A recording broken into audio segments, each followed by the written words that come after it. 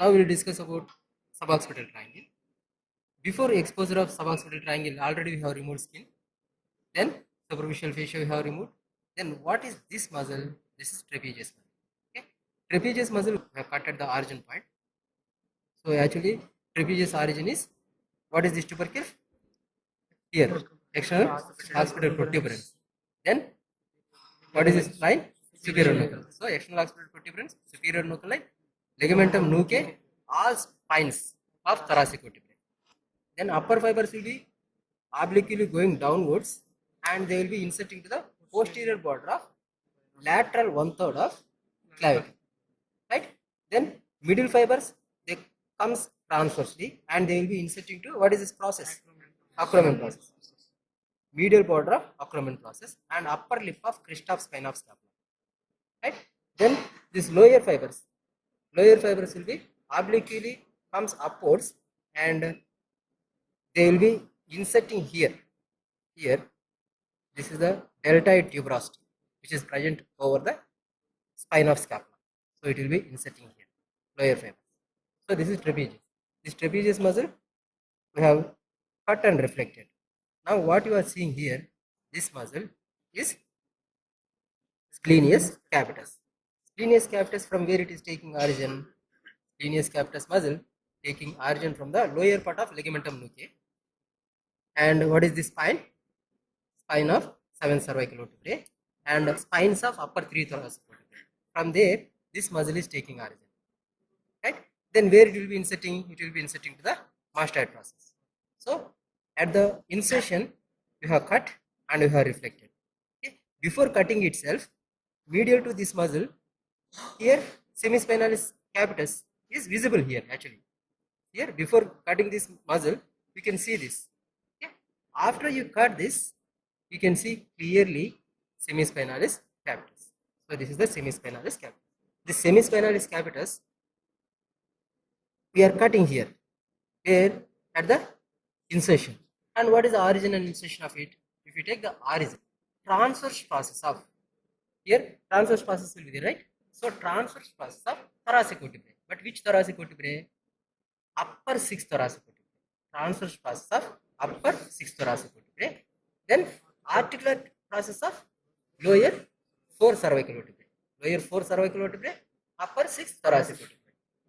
Okay. If you coming to the exact origin, transverse process of upper 6 thoracic, then articular process of lower 4 cervical vertebrae. From there it is taking origin. Then it comes upwards. That means vertically it comes upwards, and where it will be inserting? Area between the superior nuchal line and inferior nuchal line. And here, lateral to this muscle, there will be longismus capitis also. So this is semispinalis capitis. This is here, this muscle here. This is longismus capitis. So here we have cut the semispinalis capitis and we have reflected. Okay. Once you reflect, you can see the triangle here. Right? Actually, immediately after reflecting this, you cannot see the triangle. Here, there will be some fibrous tissue will be there. Okay, that fibrous tissue we have removed carefully. Then we can see the triangle. So this is the triangle. This triangle bounded superiorly and medially by two muscles.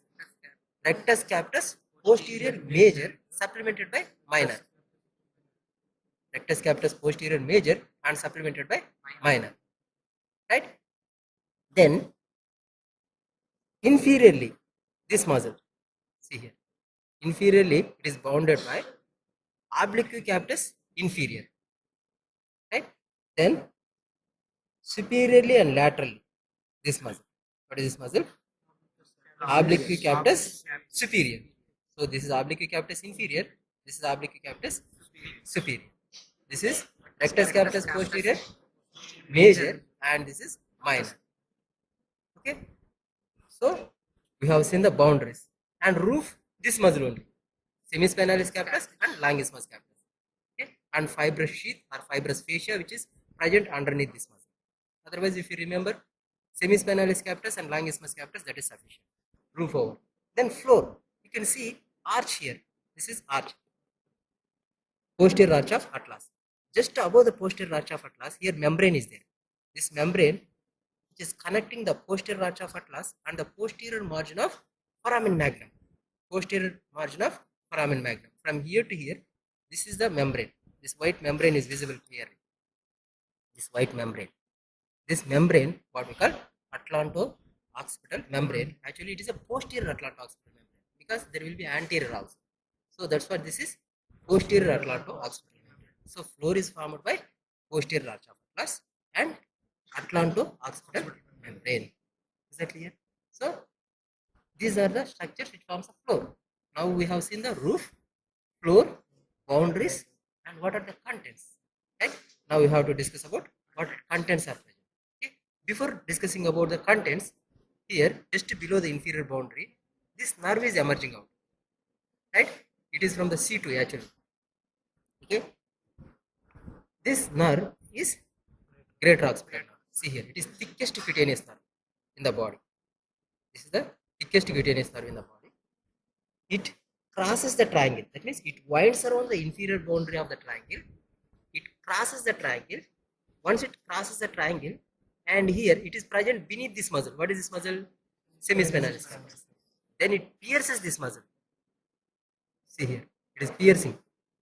It is piercing this muscle, and it enters into the scalp, and it will be ramified, and it will supply to the scalp. So it is not only supplying to the scalp, it is supplying to the semispinalis capitis also. Right? So this is the greater occipital nerve. Okay? Some of your books, they told that greater occipital nerve is one of the content of suboccipital triangle, but it is not genuine content of suboccipital triangle, because if it is present within the or in between the boundaries, then only it is a content.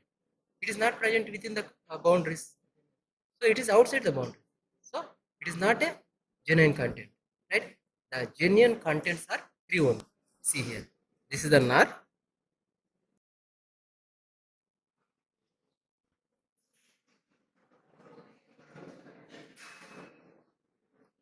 See here, this is a nerve.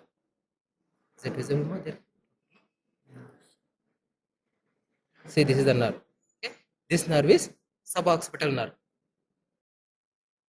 Suboccipital nerve is nothing but posterior primary rami of first cervical nerve. Suboccipital nerve is emerging out between the two structures. See here, this is the artery, vertebral artery, third part of vertebral artery. Third part of vertebral artery.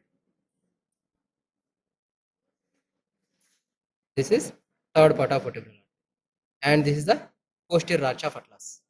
In between the posterior arch of atlas and third part of vertebral artery, here, this is the nerve.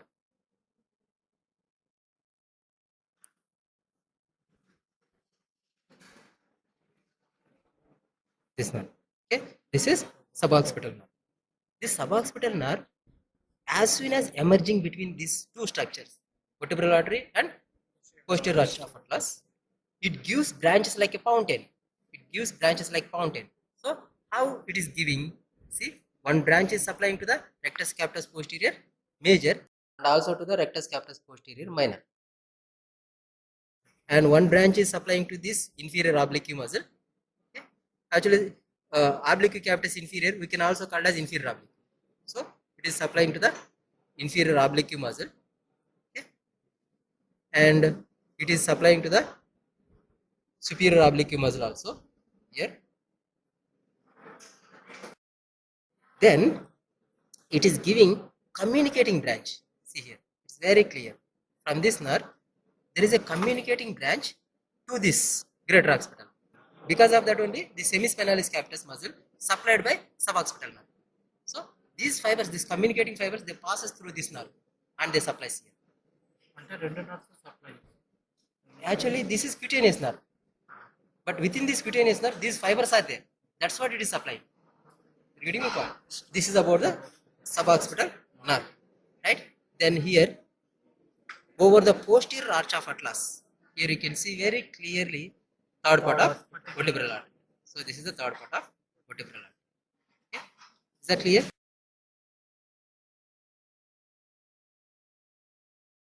Then what content is remaining? Suboccipital venous plexus. See here, we have removed some plexus. These are the veins, right? So these are the suboccipital venous plexus, right? So three genuine contents: vertebral artery, nerve, suboccipital nerve, and suboccipital venous plexus. Even though it is not a genuine content, just it is crossing the triangle like this. See here, it is crossing the triangle like this. Which nerve is this? Greater occipital nerve. This is about the different boundaries and contents of suboccipital triangle. Okay? Just simply I'll tell you about the muscles of suboccipital region. See, this is the rectus capitis posterior minor here. This is the minor, this is the major.